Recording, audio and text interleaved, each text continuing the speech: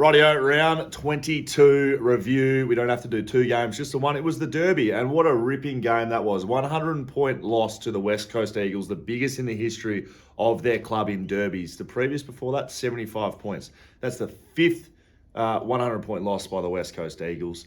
That is the lowest score ever scored against the Freo Dockers. They rocked up for the first 10 minutes, and then we didn't see them again.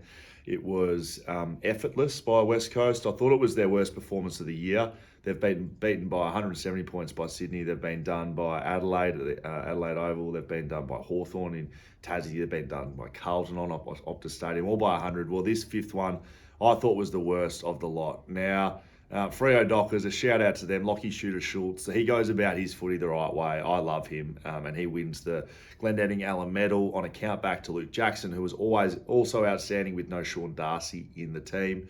West Coast had no real winners in any position. They didn't beat their individual opponents, and then as a collective, they weren't good enough. Their backmen were showed up against a barrage of entries. Their midfield got beaten soundly. They looked really poor defensively in there, and then their forward line didn't fire because they couldn't get the ball in there. So no wins across the board. I don't know where that leaves West Coast going forward for people's positions, for players' contracts, but that was the most disappointing thing I've seen all year. What do you think? Leave your comments in the things below.